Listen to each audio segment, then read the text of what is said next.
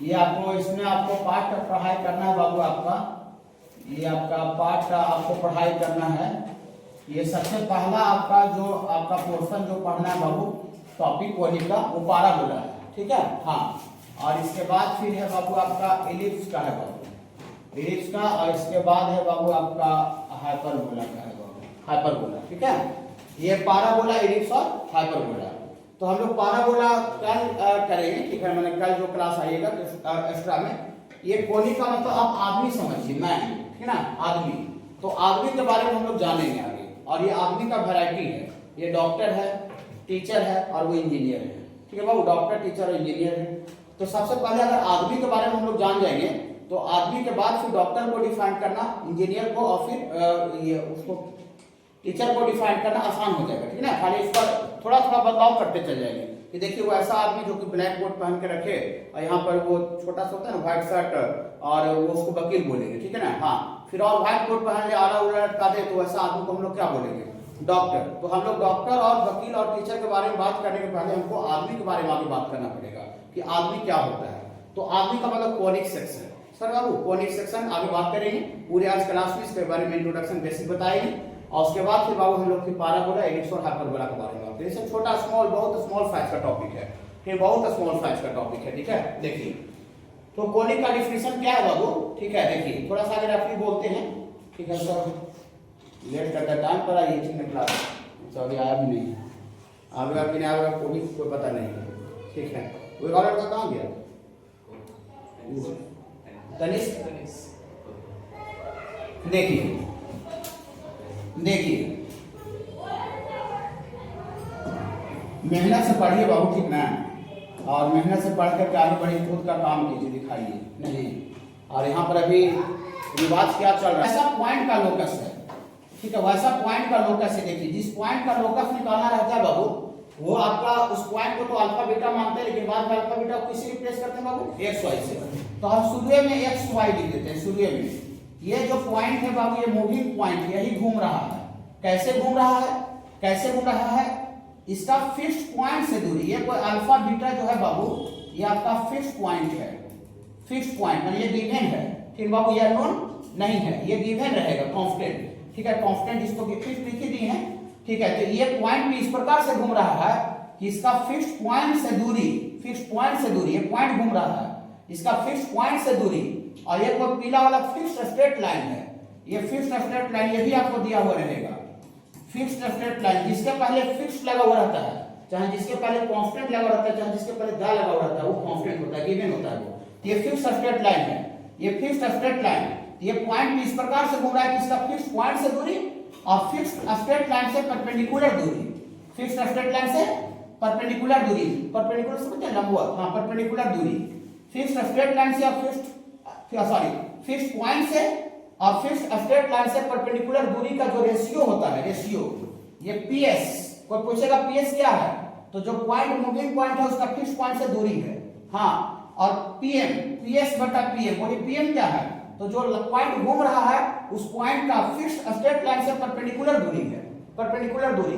तो पीएस बटा पीएम जो होता है बाबू, ये आपका कांस्टेंट होता है।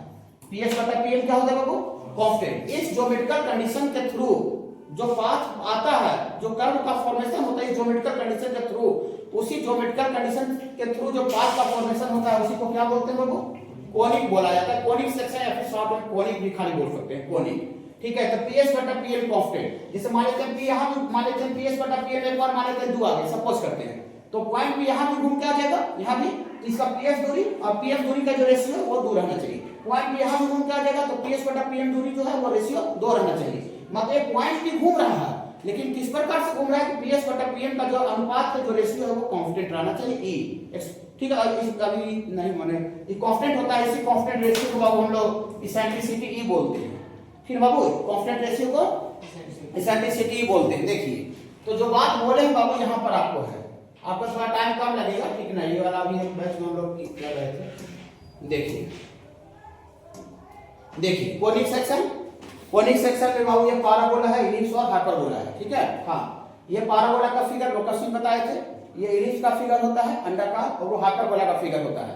सबसे पहले थोड़ा सा और बेसिक शुरुआत कर देते हैं। ये तीनों फिगर कहाँ से आता है, पहला पेज जो आपको नोट दिया गया उसी आपको वही बारे में बताया गया बाबू। देखिए आपको एक कद्दू देते हैं, कद्दू बैगन या परवल से, ठीक है, देखिए क्यों होंगे, ठीक है।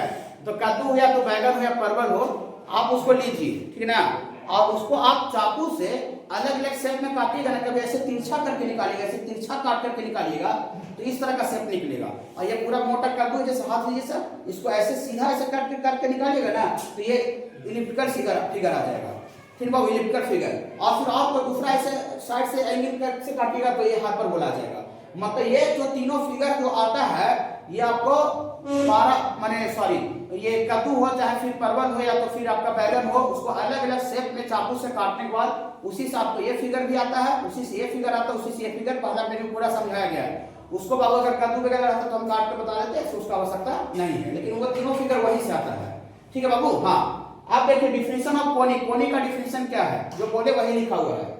The locus of A point, ये वैसा पॉइंट का लोकस होता है विच मूव्स, जो घूमता है इन ए प्लेन में घूमता है, सच दैट, इस प्रकार की, द रेशियो अनुपात है बोल रहे थे, रेशियो किसका रेशियो, ऑफ इट्स डिस्टेंस, उसका दूरी, फ्रॉम से फिक्स्ड पॉइंट से दूरी टू मतलब वही रेशियो बटा परपेंडिकुलर का सिंबल है, परपेंडिकुलर डिस्टेंस लंबवत दूरी, from fixed straight line is constant, मतलब उसका फिक्स्ड पॉइंट से दूरी और फिक्स्ड स्ट्रेट लाइन से परपेंडिकुलर दूरी का जो रेशियो है वो आपका ये बाबू आपका कांस्टेंट आता है। इसका मतलब ये हुआ इट्स कॉल्ड कोनिक सेक्शन या फिर कोनिक इसको बोला जाता है।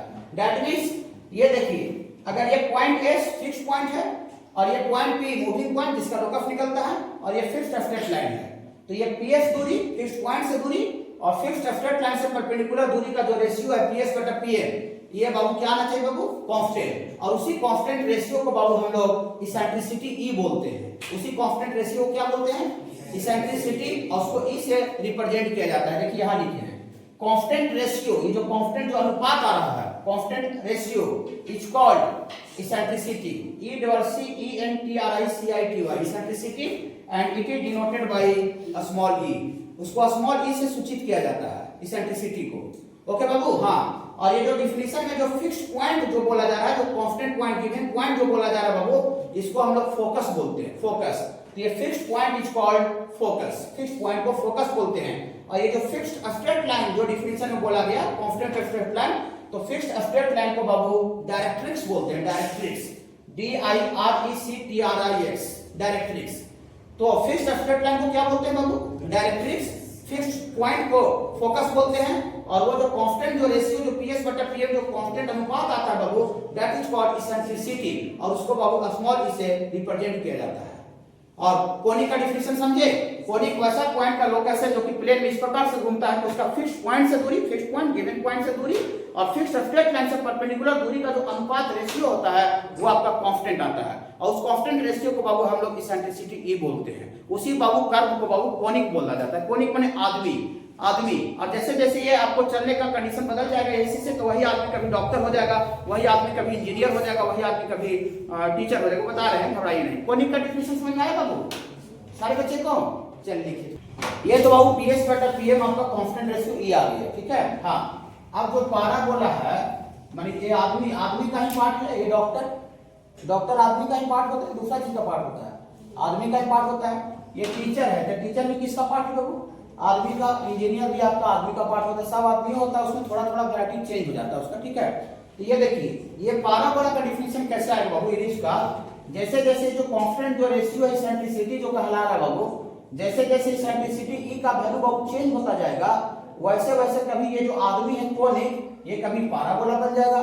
इसेंट्रिसिटी आप चेंज करके दूसरा कर देंगे, तो क्या कर देंगे बता रहे हैं, लेकिन इसेंट्रिसिटी चेंज करके दूसरा बदल देंगे तो कभी आदमी इलिप्स आ जाएगा, कभी इसेंट्रिसिटी ई को चेंज करके बदल देंगे तो कभी आदमी हाइपरबोला हो जाएगा।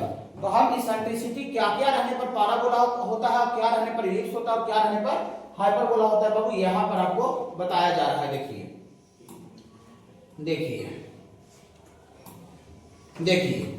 यहाँ पर तीन को बाबू स्टार लगाए हैं। जब इसेंट्रिसिटी ई का वैल्यू इक्वल टू 1 रहता है, इसेंट्रिसिटी कितना हो जाएगा बाबू 1, तो then conic is called parabola, conic बाबू पाराबोला हो जाएगा। मतलब ये जो PS बटा जो PM का जो हम लोग कांस्टेंट रेशियो जो E बोल रहे थे, E के जगह पर कितना हो जाना चाहिए बाबू 1, इसेंट्रिसिटी E जो बोल रहे थे E बराबर 1 हो जाएगा, तो E बराबर 1 हो जाएगा तो PS इधर PM डिवाइड में हो जाएगा तो क्रॉस मल्टीप्लाई हो जाएगा, तो PS बराबर PM। जब हम अभी पाराबोला तो पढ़ा ही नहीं रहे हैं, अभी तो हम कोनिक का इंट्रोडक्शन दे रहे हैं। जब पाराबोला अभी हम अगले दिन ही करेंगे, तो पाराबोला जब पढ़ाएंगे तो जानते हैं क्या बोलेंगे, पाराबोला वैसा पॉइंट का लोकस है जो कि प्लेट इस प्रकार से घूमता है, उसका फिक्स पॉइंट से दूरी और फिक्स स्ट्रेट लाइन से परपेंडिकुलर दूरी इक्वल होता है, इक्वल होता है। ये जब पाराबोला पढ़ाएंगे तो वहीं से चालू ही करेंगे, ठीक है बाबू, वहीं से चालू करेंगे, इक्वल होता है, ठीक है बाबू। हाँ, तो कैसे आ रहा है समझ गए ना, वही E के जगह पर 1 रख देंगे, तीसरा गुना हो जाएगा, PS बराबर PM हो जाएगा, PS बराबर PM हो जाएगा, तो PS बराबर PM हो जाएगा, फिक्स पॉइंट से दूरी और फिक्स स्ट्रेट लाइन से दोनों दूरी अगर इक्वल हो जाए तो then conic is called parabola, conic is called parabola. तो देखिए जब इसेंट्रिसिटी E बराबर 1 हो जाएगा बाबू तो कोनिक को बाबू पाराबोला कहा जाता है बाबू, ठीक है। हाँ,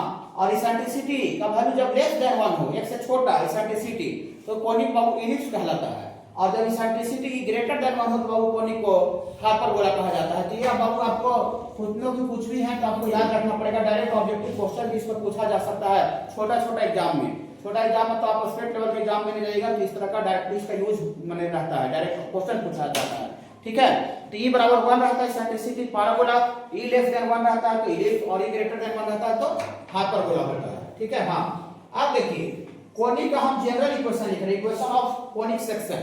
तो कोनिक का जनरल इक्वेशन लिखने के लिए ये जो फिक्स्ड स्ट्रेट लाइन है उसको हम मान लिए ax + by + c, ये मान लिए गिवन है, ये आपका गिवन जो जिसके पहले फिक्स लगा हो रहा था वो कांस्टेंट गिवन रहता है, और ये फोकस को कितना मान लिए, फोकस को अल्फा बीटा मान लिए, फोकस को बाबू हम लोग अल्फा बीटा मान लिए, ये भी बाबू आपका गिवन है, ये भी बाबू गिवन, ये दो चीज गिवन था, फोकस और ये अथी स्ट्रेट लाइन, ओके बाबू। हाँ, ये मूविंग पॉइंट है, मूविंग पॉइंट है। तो हम लोग कोनिक का डेफिनेशन अथी में इक्वेशन लिखने जा रहे हैं, तो इक्वेशन लिखने के लिए देखिए क्या लिखे हैं, इफ फोकस, फोकस किस पॉइंट को बोलते हैं, डायरेक्ट्रिक्स, हम थोड़ा पीछे बोले थे, डायरेक्ट्रिक्स फिक्स स्ट्रेट लाइन को बोलते हैं, अभी हम लिखेंगे बाबू पीछे वाले पेज में। हाँ, फिक्स स्ट्रेट लाइन को डायरेक्ट्रिक्स बोलते हैं, एंड इसेंट्रिसिटी ऑफ कोनिक आगे फोकस जो है वो अल्फा बीटा दिया हुआ है, डायरेक्ट्रिक्स जो है वो लाइन का इक्वेशन होता है तो लाइन दिया रहेगा ax + by + c, और इसेंट्रिसिटी कितना दे रहे बाबू E दे रहे, रिस्पेक्टिवली मैंने क्रम अनुसार जो क्रम यहाँ पर 3 को लिखा वही क्रम यहाँ पर तीनों है, ओके बाबू। माने किसी कोनिक का फोकस दिया हुआ है, इसेंट्रिसिटी E दिया हुआ है, और डायरेक्ट्रिक्स का इक्वेशन ax + by + c दिया हुआ है, तो then equation of conic section is given by, ये आपको डेफिनेशन से लिखे हैं, PS बटा PM बराबर E होता है, ठीक है। और इसी को बाबू हम लोग ये PM भागा में हो जाएगा तो मल्टीप्लाई हो जाएगा, तो PS बराबर EPM, PS बराबर EPM। अब देखिए PS दूरी, तो इसका वेरिएबल पॉइंट का कोऑर्डिनेट हम लोग ऐसे तो अल्फा बीटा मानते हैं, लेकिन बाद में अल्फा बीटा को किससे रिप्लेस करते हैं, xy से, तो हम शुरू में xy लिख दिए स्टार्टिंग में ही, का अल्फा बीटा फोकस दिया हुआ है, ओके बाबू। तो PS दूरी डिस्टेंस फार्मूला से लिखिए, डिस्टेंस फार्मूला सारे बच्चे पढ़ोगे वाला लिख रहे बाबू, PS दूरी डिस्टेंस फार्मूला से x - अल्फा का स्क्वायर + y - बीटा का स्क्वायर का रूट, ये अल्फा माइनस x लिख सकते हैं, होल स्क्वायर तो आगे पीछे होता नहीं है, ये PS दूरी लिखे डिस्टेंस फार्मूला से, ठीक है बाबू, PS दूरी, ये अल्फा माइनस x का स्क्वायर बीटा माइनस y का स्क्वायर का रूट बराबर E eccentricity E into PM। तो PM तो आपको स्ट्रेट लाइन जब पढ़ा रहे थे, सर्किल भी पढ़ा रहे थे, तो उसमें किसी पॉइंट से किसी लाइन का परपेंडिकुलर दूरी लिखने का फार्मूला बताए थे, इस पॉइंट को उस लाइन में पुट कर दिया जाता है, तो इस पॉइंट को इस लाइन में पुट करेंगे तो x से y रह जाएगा, रहेगा ना। हाँ, तो ये पॉइंट को इस लाइन में डालेंगे तो देखिए x से रह गया dy + c का मॉडुलस बटा रूट अंडर x का कोफिशिएंट का स्क्वायर y का कोफिशिएंट स्क्वायर का रूट होगा, a स्क्वायर + b स्क्वायर। ये बाबू PM दूरी लिखे हैं, परपेंडिकुलर दूरी, किसी पॉइंट से किसी लाइन का परपेंडिकुलर दूरी लिखे हैं, तो ये PS हो गया बराबर EPM। तो ये जो दिख रहा है बाबू, इसी को बाबू it is general equation of conic बोला जाता है। तो इसको याद नहीं रखना, खाली ये याद रखना है कि ये आया है तो इसी से इक्वेशन से आया, PS बराबर EPM से आया है। PS दूरी डिस्टेंस फार्मूला जानवे करते थे, और किसी पॉइंट से किसी लाइन का परपेंडिकुलर दूरी जानवे करते थे, वही लिखती है।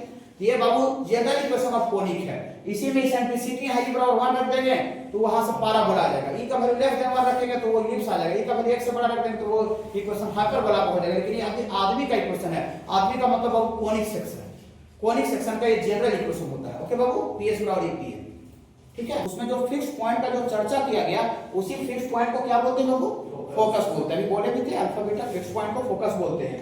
डायरेक्ट्रिक्स भी बता ही दिए हैं। Fixed straight line, fixed straight line जो गिवन स्ट्रेट लाइन होता है कहां पर, इन डेफिनेशन कोनिक का जो डेफिनेशन दिया गया परिभाषा, उसमें जो फिक्स्ड स्ट्रेट लाइन था उसी को क्या बोलते हैं बाबू, डायरेक्ट्रिक्स बोलते हैं। इसेंट्रिसिटी ई, कांस्टेंट रेशियो, कांस्टेंट पीएस बटा पीएम जो कांस्टेंट रेशियो था इन डेफिनेशन ऑफ कोनिक, कोनिक का डेफिनेशन में जो कांस्टेंट अनुपात था, कांस्टेंट रेशियो था, इसी को क्या बोला जाता है बाबू, इसेंट्रिसिटी। तो तीन टर्म आपको पहले ही बता दिए थे, अभी फिर जान लीजिए। इसके बाद बाबू एक्सिस किसको बोलते हैं, एक्सिस, कोनिक का एक्सिस क्या होता है, straight line perpendicular to directrix, वैसा स्ट्रेट लाइन जो कि डायरेक्ट्रिक्स पर परपेंडिकुलर हो और कहां से पास करे बाबू, फोकस से पास करे।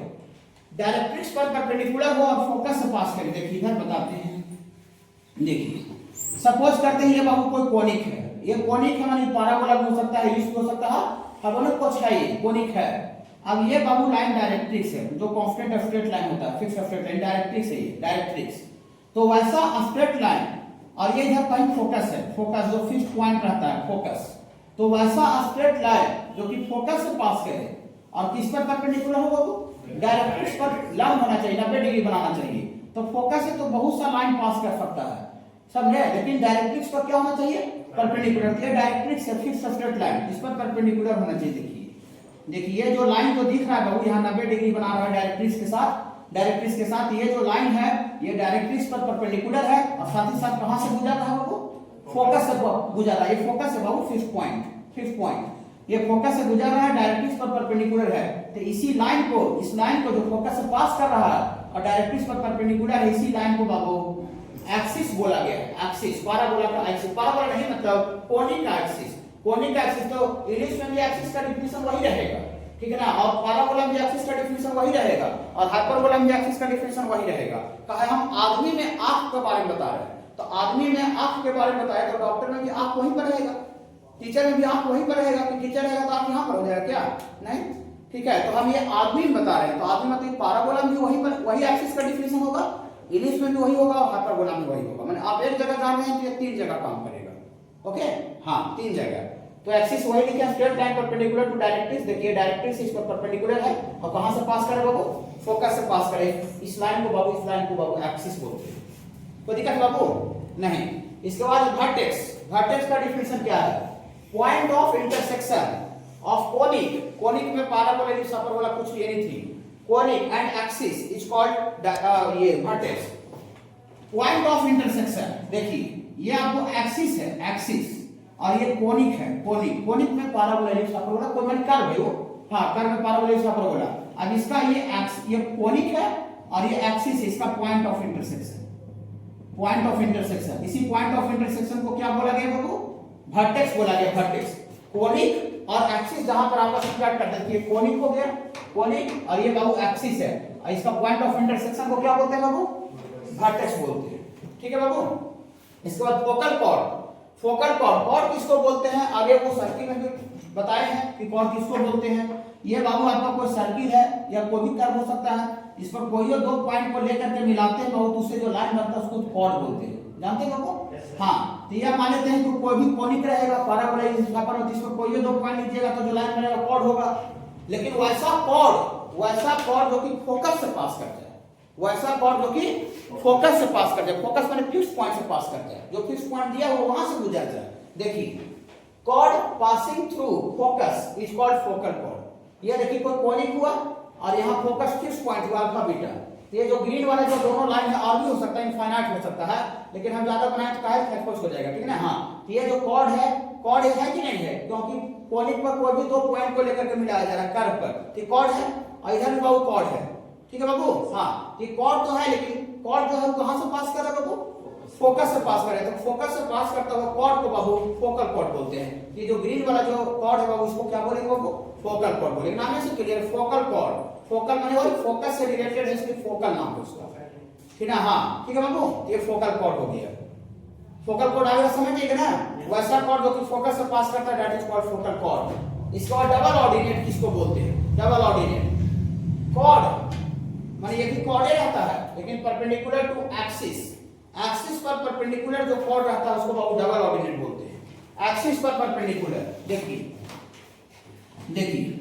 ये बाबू आपका कोई कोनिक हो गया और ये कोई एक्सिस हो गया, एक्सिस एक्सिस। तो इस पर परपेंडिकुलर देखिए ये कॉर्ड है, कॉर्ड है, दो पॉइंट को लेकर के मिला रहे हैं, लेकिन ये जो कॉर्ड है किस पर परपेंडिकुलर है बाबू? एक्सिस पर। और भी ऐसा हो सकता है, देखिए ये भी कॉर्ड है, ये भी एक्सिस पर परपेंडिकुलर है, ये भी कॉर्ड है, ये भी एक्सिस पर परपेंडिकुलर है, और आगे भी हो सकता है ये भी कॉर्ड है एक्सिस पर परपेंडिकुलर है। तो जो भी कॉर्ड एक्सिस पर परपेंडिकुलर होता है, एक्सिस पर लंब होता है, एक्सिस के साथ 90 डिग्री बनाता है, उस कॉर्ड को बाबू हम लोग डबल ऑर्डिनेट बोलते हैं, डबल ऑर्डिनेट।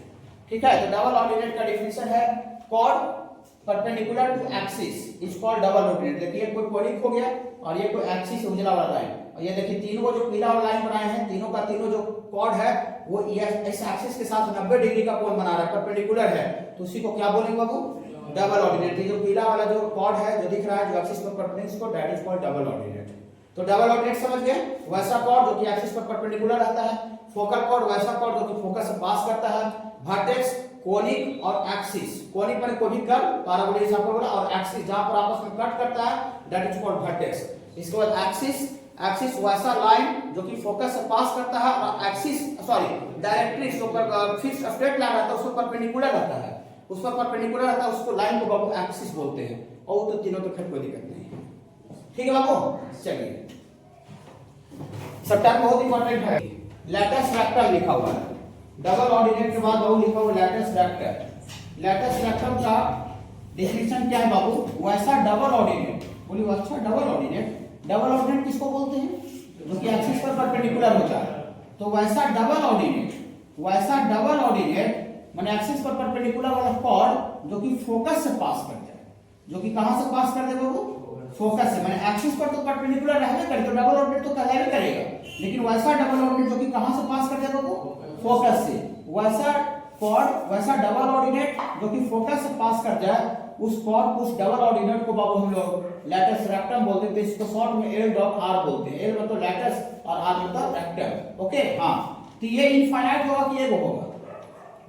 एक ही होगा, सिंगल एक होगा। फोकस का फिक्स पॉइंट होता है ना, हाँ फोकस फिक्स पॉइंट होता है, तो एक ही लाइन होगा इसमें। देखिए क्या लिखे हैं, डबल ऑर्डिनेट। डबल ऑर्डिनेट मतलब वैसा कॉर्ड जो कि एक्सिस पर परपेंडिकुलर रहता है, तो वैसा डबल ऑर्डिनेट बीच माने जो पास करता है, बीच पासेस थ्रू फोकस, जो कि वैसा डबल ऑर्डिनेट जो कि फोकस से पास करता है that is called lattice rectum. इसको शॉर्ट में एल डॉट आर लिखा जाता है। ठीक है, ये काफी इंपॉर्टेंट टर्म है, 12th में भी मिलेगा कैलकुलस में। ठीक है हाँ, कैलकुलस में एरिया में मिलेगा 12th में। ठीक है, तो लैटिस रेक्टम याद दिलाएंगे, कोनिक में बताए थे। ठीक है हाँ, पैराबोला में बताया, इसका लेंथ होता है पैराबोला में, तो वहां पर बताया जाएगा। देखिए चलिए यहां तक समझ गए बाबू, यहां तक आपको। इसके बाद देखिए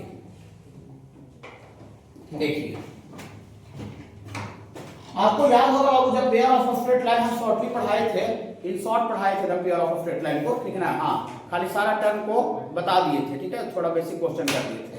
देखिए तो हम जब पेयर ऑफ स्ट्रेट लाइन पढ़ा रहे थे तो बोले थे कि general equation of second degree ऐसा इक्वेशन होता है, ax square plus 2hxy plus sorry 2hxy plus by square plus, याद होगा सारे बच्चे को, ज्यादा भी नहीं हुआ है, 2gx plus 2fy plus c बराबर 0। इस इक्वेशन को बाबू general equation of second degree बोलते हैं।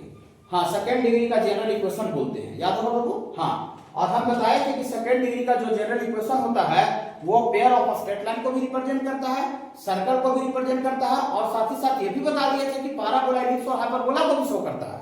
तो हम जब पेयर ऑफ स्ट्रेट लाइन पढ़ा रहे थे तो हम इसका कंडीशन बताए कि पेयर ऑफ स्ट्रेट लाइन कब शो करता है। हाँ, याद होगा थोड़ा सा, ठीक है। पेयर ऑफ स्ट्रेट लाइन कब शो करता है, इसमें डेल्टा बोले थे, डेल्टा निकालने के लिए डेल्टा होता है ABC plus 2f gh minus f square, पढ़ाया हुआ है, ch स्क्वायर। तो pair of straight line show करने के लिए डेल्टा बराबर 0 होना चाहिए और ab माइनस h स्क्वायर का वैल्यू ग्रेटर देन 0 होना चाहिए। याद होगा थोड़ा थोड़ा हल्का सा, ठीक है। नहीं आता है तो सुन लीजिए क्या दिक्कत है, वो सब कुछ अभी यूज नहीं आ रहा, लेकिन थोड़ा रिकॉल कर रहे हैं, ठीक है ना, उसका अभी अपनी जरूरत है। देखिए तो ये सेकंड डिग्री का इक्वेशन बताया था, सेकंड डिग्री का general equation pair of straight line को भी शो करता है।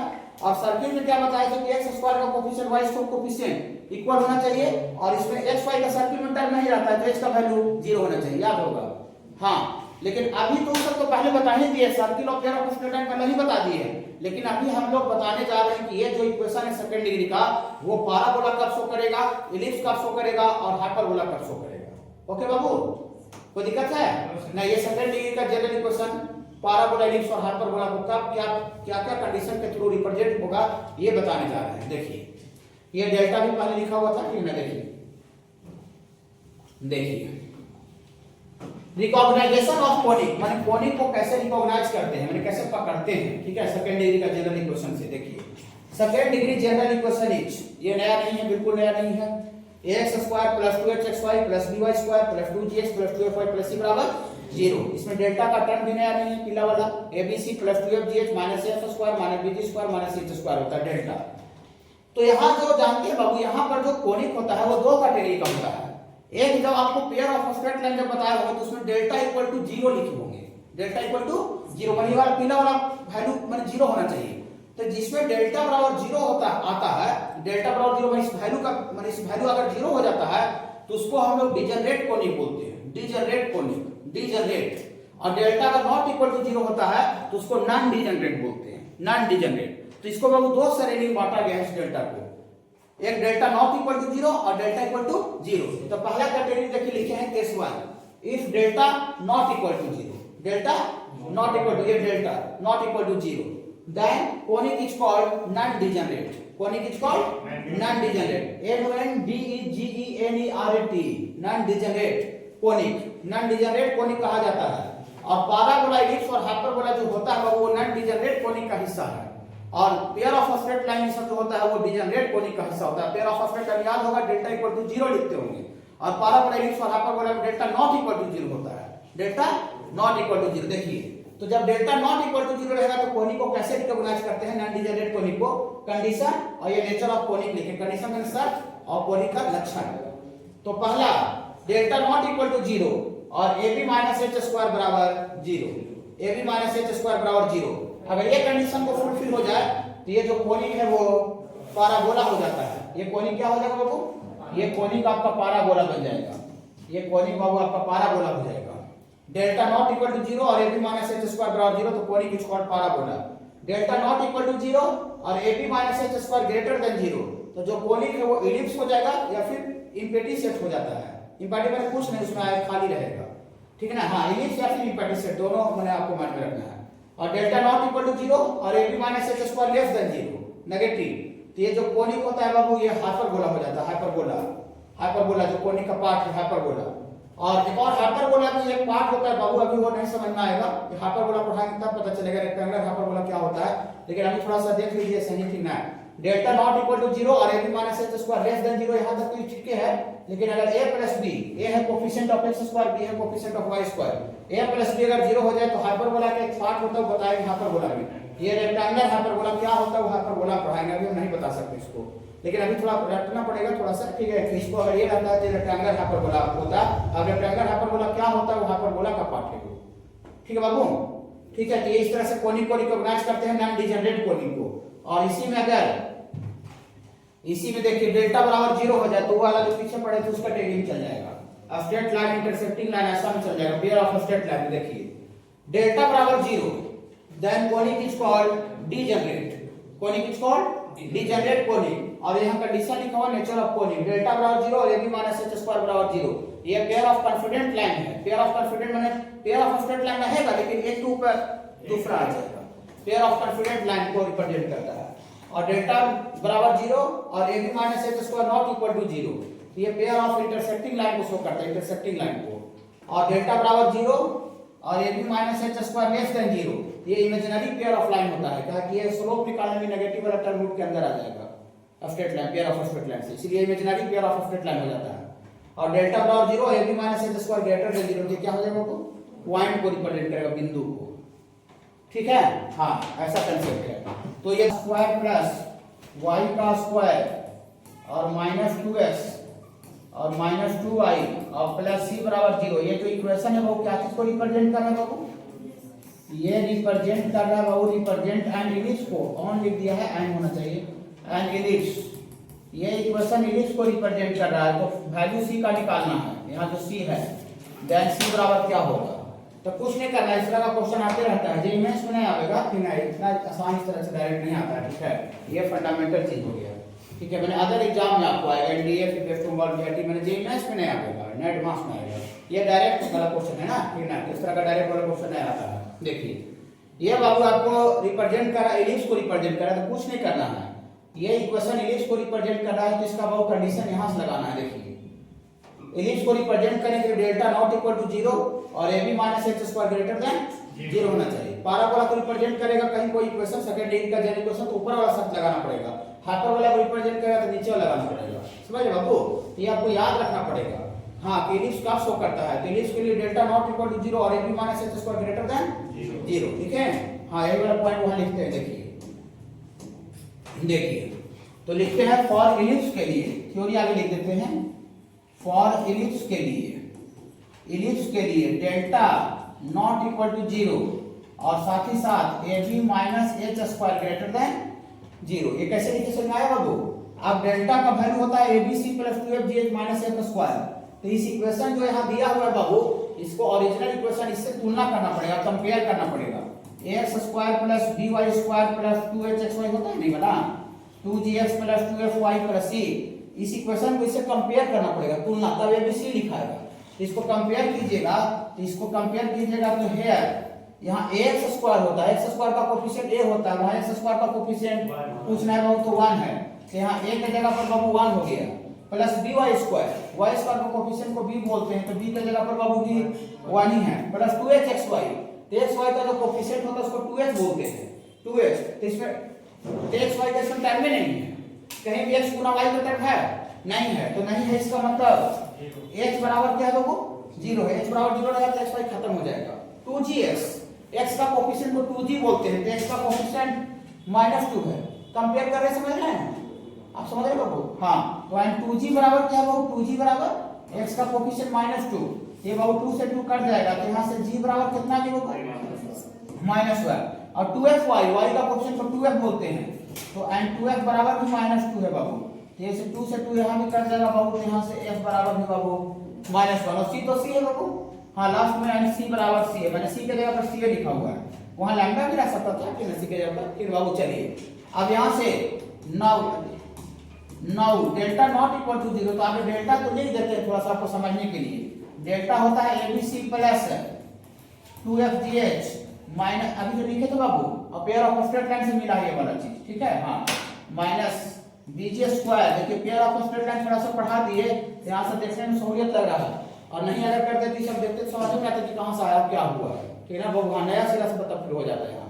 ठीक है, देखिए अब ये डेल्टा नॉट इक्वल टू 0, अब इसमें बैठाते हैं, एक जगह पर कितना बैठावे 1 d1 और c तो c है प्लस 2fgh, तो h को 0 हो गया तो पूरा टर्म को क्या कर देगा, हाँ इसलिए पूरा टर्म में आपका 0 हो जाएगा, माइनस f स्क्वायर, एक जगह पर 1 और f स्क्वायर, f यहाँ है, f बाबू -1 का स्क्वायर बाबू, माइनस bg स्क्वायर, तो b का जगह पर 1 है और g का स्क्वायर -1 का स्क्वायर, और h तो 0 है, तो इसको फिर क्या कर देगा बाबू 0, इतना not equal to 0, not equal to 0, delta not equal to 0, ठीक है बाबू। हाँ तो 1 गुना c तो c होता है, तो यहाँ से आपको c हो गया, और ये तो 0 हो गया, -1 का स्क्वायर 1, और 1 में -1 से गुना हुआ तो -1, यहाँ भी -1 ही आएगा बाबू, ये तो 0 हो गया, नॉट इक्वल टू 0, तो -1 -2 उधर चल जाएगा, तो c का वैल्यू 2 नहीं होना चाहिए। क्या ये फाइनल आंसर है, ये और कुछ बाकी इसमें लगाना बाकी है, ये दोनों कंडीशन लगाना पड़ेगा, ये वो नहीं, ये दोनों में एंड होता है दिस और दिस, तो also a B minus H square greater than क्या होना चाहिए बाबू 0 होना चाहिए, तो ये इससे दूसरी का वैल्यू उसको कैपिटल मान लिए, और आल्सो मैंने इसके साथ साथ और भी ये a B minus H square greater than 0, तो ए का जगह पर है बाबू 1, बी का जगह 1, और एच तो 0 है बाबू, और ग्रेटर देन 1 ग्रेटर देन 0, तो 1 गुना 1 ग्रेटर देन 0, तो ये तो इनवर्टेड ट्रूथ है, 1 ग्रेटर देन 0 तो होता ही है, मतलब इसमें c का यहाँ से वैल्यू नहीं आया, समझे? तो c का वैल्यू नहीं आया, तो कैपिटल और b से, कैपिटल और b से खाली c का वही वैल्यू रह जाएगा, मतलब इसमें c इंडिपेंडेंट है इससे, ये c ये वाला जो टर्म है वो c से फ्री है, मतलब c के जगह पर कुछ भी रखे कोई दिक्कत नहीं, तो खाली इसी का वैल्यू पास होगा, ठीक है ना। हाँ देखिए, तो from capital A and B से, from capital A and B से c का वैल्यू 2 नहीं होना चाहिए, तो 2 नहीं होना चाहिए, मतलब c belongs to real number capital R में रियल नंबर कुछ भी होना चाहिए, लेकिन खाली कौन नहीं होना चाहिए बाबू 2 नहीं होना चाहिए, तो 2 को इसमें बाबू धक्का दे देते हैं, वो देखिए माइनस कर दिए, -2, रियल नंबर में से 2 को निकाल देंगे, तो जितना भी वैल्यू c का आएगा ये सारा इस इक्वेशन को सेटिस्फाई कर जाएगा, तो ये एलिप्स बन जाएगा, ठीक है बाबू। तो देन लैम्डा निकालना है, जिसमें पॉइंट को रिप्रेजेंट करा तो किसका कंडीशन लगाना पड़ेगा, पॉइंट वाला लगाना पड़ेगा। देखिए लास्ट में लिखे ये डिजनरेट कोनिक है, डिजनरेट वाला जल्दी नहीं आता है, लेकिन यहाँ पर एक्सरसाइज में तो सब तरह का प्रैक्टिस करने दिया हो। देखिए पॉइंट है, तो पॉइंट के लिए डेल्टा बराबर 0 और a B minus x square greater than 0 कर देंगे, वही कंडीशन लगा देना पड़ेगा पॉइंट के लिए। तो उसी लिखते हैं वो फॉर पॉइंट के लिए, तो फॉर पॉइंट के लिए for represent point, for represent point, point को रिप्रेजेंट करने के लिए सबसे पहले वो डेल्टा बराबर 0 होना चाहिए और साथ ही साथ बाबू A B minus H square greater than 0 होना चाहिए, ठीक है। हाँ, तो डेल्टा लिखने के बाद उसको कंपेयर करके ए बी सी से लिखना पड़ता है बाबू, ठीक है। तो यहाँ लिख लीजिएगा इस इक्वेशन को ओरिजिनल इक्वेशन से कंपेयर कीजिएगा, तो एक्स स्क्वायर तो एक जगह पर बाबू 2 है, अब 2h एक्स वाई, तो एक्स वाई का कोफिशिएंट को 2h बोलते हैं, तो 2h की जगह पर एक्स वाई कोफिशिएंट 1 है बाबू, 1, तो 1 है, तो देयरफॉर यहाँ से आपको h बराबर आ जाएगा बाबू 1/2 प्लस बी वाई स्क्वायर, तो b की जगह पर बाबू 3 है, 2gx, तो 2g की जगह x का कोफिशिएंट -3 है, यहाँ से दिस इंप्लाइड दैट g बराबर -3/2, g बराबर -3/2, 2gx प्लस 2fy, तो 2f की जगह पर बाबू कितना बाबू, 2f की जगह पर 5 है, यहाँ से f बराबर बाबू आपको आ गया 5/2 और कांस्टेंट c की जगह पर कितना बाबू लैम्डा, c की जगह पर लैम्डा, वही लैम्डा निकालना है। तो आगे कुछ नहीं करेंगे, डेल्टा आगे लिखेंगे, डेल्टा चलिए लिख दीजिए abc plus 2fgh minus af square और माइनस bg स्क्वायर माइनस h स्क्वायर बराबर 0, तो abc का सब वैल्यू रख दीजिए, तो यहाँ 2 into b 3 into c lambda plus 2fgh, तो f के जगह पर है बाबू 5/2 2fgh, तो g के जगह पर है बाबू -3/2 2fgh, h के जगह पर है बाबू 1/2 माइनस af स्क्वायर, तो 2 इंटू f का स्क्वायर, तो f का स्क्वायर मतलब 5/2 का square, f square minus bg square, तो b के जगह पर है बाबू आपका b के जगह पर 3 है bg स्क्वायर, g के जगह पर बाबू -3/2 का square minus ch square lambda into h के जगह पर है बाबू 1/2 का स्क्वायर, इतना बराबर 0, खाली वैल्यू रख दिए, पुट कर देंगे सर, सब वैल्यू बैठा दिए, डायरेक्ट ये सब थ्योरी पर बेस्ड है। देखिए इसमें बाबू आपको 3 गुना 6 लैम्डा हो गए बाबू, 6 लैम्डा, और यहाँ पर बाबू आपको नहीं काटते हैं, 1/4 सब जगह आएगा, ठीक है। यहाँ से 5 गुना 10, 10 या 30 -30 -30/4, सॉरी ये भी तो वो है, ये भी इसी में है बाबू, हाँ, तो ये वाला वो है तो काट देते हैं, नहीं उसमें नहीं है, कट जाएगा, ये वो कट जाएगा, ठीक है, ये वही कट जाएगा, तो कट जाएगा तो कितना होगा 15 -15/4 आ जाएगा, तो यहाँ से आपको आ जाएगा बाबू -15/4, यही कितना आएगा बाबू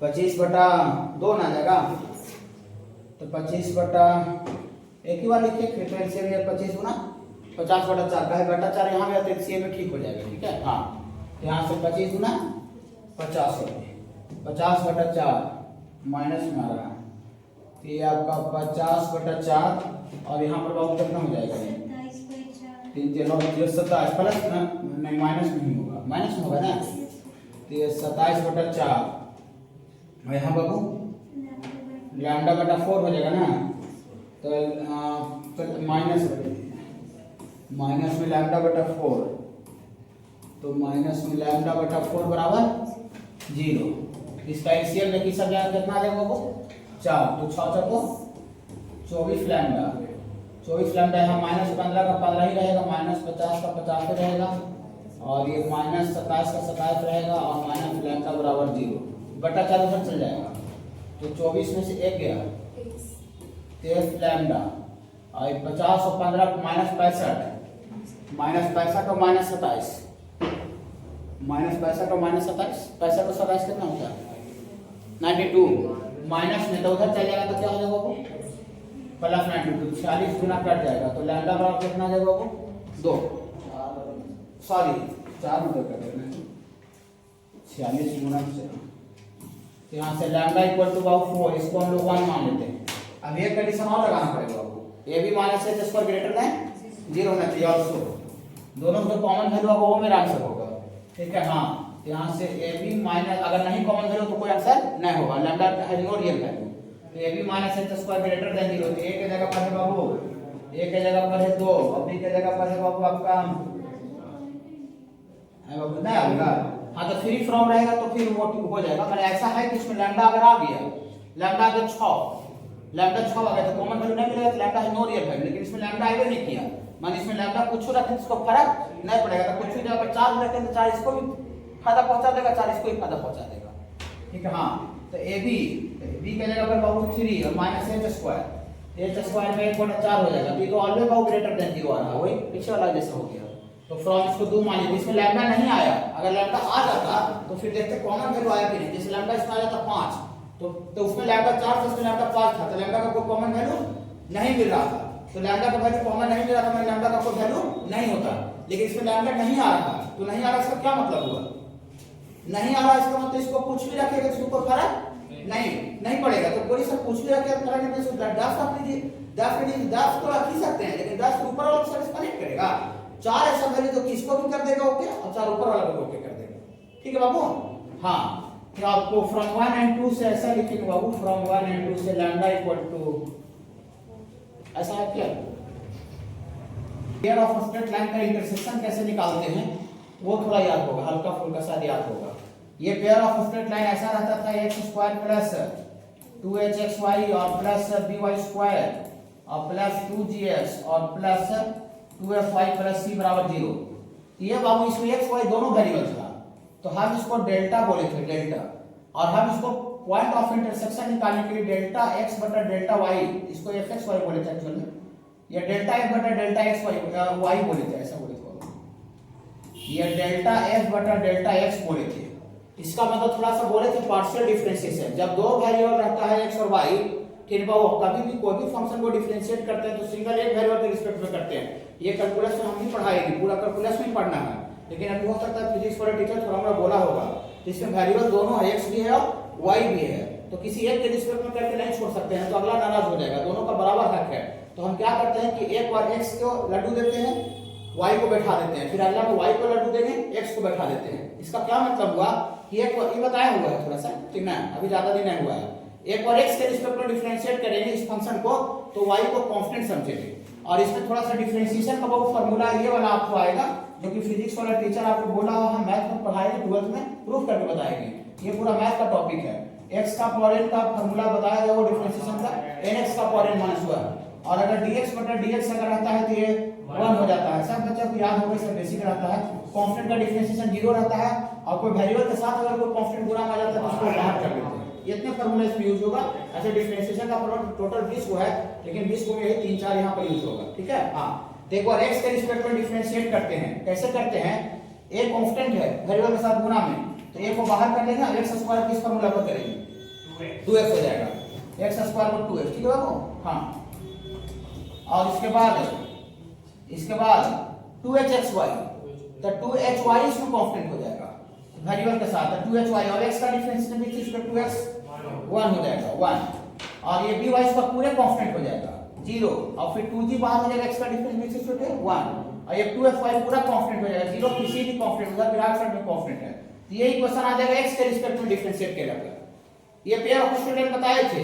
एक बार और क्या करते हैं बाबू, डेल्टा f बटा डेल्टा y, इस बार y के रिस्पेक्ट में करें तो x को कांस्टेंट समझेंगे, और y के रिस्पेक्ट में करें तो एक इक्वेशन और आएगा। ये दोनों इक्वेशन को सॉल्व कर देते थे पेयर ऑफ स्ट्रेट लाइन में, तो पॉइंट ऑफ इंटरसेक्शन आ जाता था।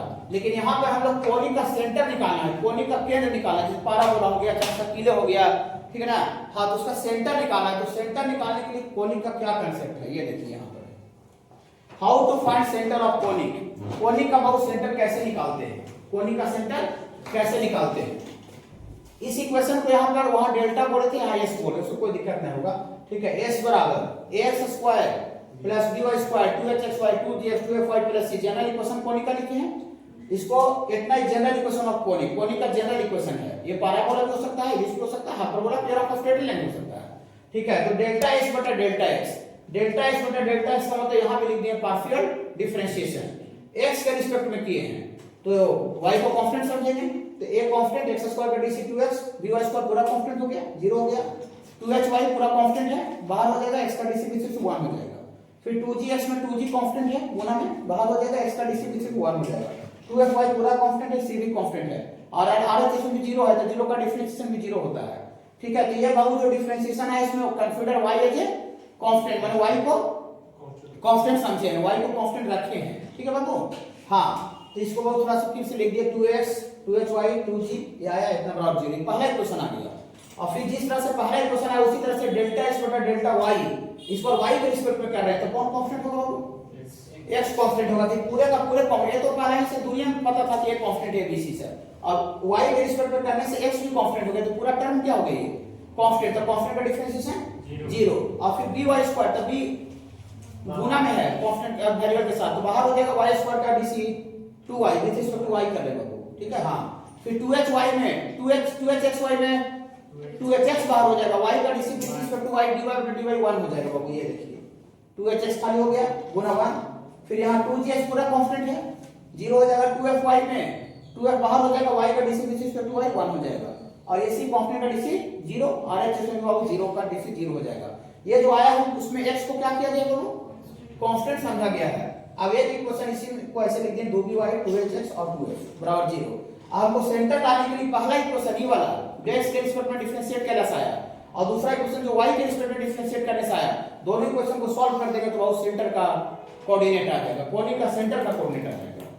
ठीक है बाबू, हाँ, इसको थोड़ा सा लिखिए, इस पर 4xy और प्लस 11y का स्क्वायर और माइनस 44x और माइनस 58y और प्लस 71 बराबर 0, इसका सेंटर निकालना है। तो सेंटर निकालने के लिए बाबू आपको डेल्टा s बटा डेल्टा x कीजिए, x के रिस्पेक्ट में डिफरेंशिएट कीजिए, तो इसको 14 बाहर हो जाएगा, x स्क्वायर का dc 2x हो जाएगा, तो 14 × 2x माइनस इसमें x के रिस्पेक्ट में कर रहे हैं तो 4y बाहर हो जाएगा, x का dc विच इज टू 1 हो जाएगा। ठीक है, डिफरेंशिएशन में अगर थोड़ा मोड़ा दिक्कत हो रहा होगा तो मैनेज कर लीजिएगा।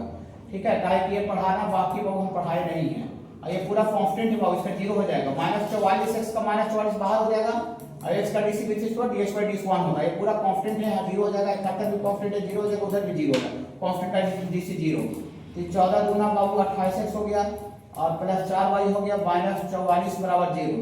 तो इसमें बाबू हमको लगता है 4 कॉमन निकल जाएगा, तो 4 सते 28 माइनस y और माइनस 11 × 44, ये पहला इक्वेशन आ गया। क्या बाबू, अभी माइनस y उधर भेज देंगे तो y बराबर आ जाएगा बाबू 7x माइनस 11, ये y बराबर यहाँ से निकाल दिए, y का वैल्यू हम पुट कर देंगे, और ऑल्सो ये डेल्टा s बटा डेल्टा y के रिस्पेक्ट में वर्क कीजिए, तो 14x स्क्वायर पूरे कांस्टेंट है 0 हो जाएगा, और इसमें -4x बाहर हो जाएगा, y का dc विच y 1, और फिर 11 बाहर हो जाएगा, और y स्क्वायर का dc which is two y 2y हो जाएगा, ये पूरा कांस्टेंट हो जाएगा, -58y का 58 हो जाएगा, 71 कांस्टेंट का dc 0 बराबर 0। तो यहाँ से बाबू हमको लगता है 2 कॉमन निकल जाएगा, तो फिर यहाँ -2x और प्लस 11y 2 कॉमन निकाल उधर कर दे रहे हैं, और -29 बराबर 0। ठीक है बाबू, और इसमें किसका वैल्यू पुट कर दे बाबू ऊपर से? हाँ, पुट y बराबर 7x माइनस 11 डाल देते हैं बाबू इनटू फ्रॉम 1 से, तो देयरफॉर ऐसा हो जाएगा बाबू, ये -2x प्लस 11 × y के जगह पर है बाबू 7x माइनस 11 और -29 बराबर 0। तो यहाँ से बाबू आपको आ जाएगा ये -2x और 11 गुना 7 77 होता है बाबू, 77x और 11 गुना 11 121 होगा बाबू, और -29 बराबर 0। यहाँ से 77 में 2 जुड़ जाएगा बाबू, तो 75x होगा, और 121 और 29 होता है -150 होगा, उधर चल जाएगा तो 150, तो 75 गुना 150 कट जाएगा, तो x बराबर कितना आ गया बाबू? 2 आ गया, तो देयरफॉर y यहाँ से निकल जाएगा, ये वाला से y यहाँ पुट कीजिएगा x का वैल्यू, तो 7 गुना 2 और -11, तो 7 गुना 2 14 में से 3 आ जाएगा, तो देयरफॉर सेंटर कितना आ गया बाबू? सेंटर आ गया x बराबर 2 और y बराबर 3 आ गया। ऐसा है क्या?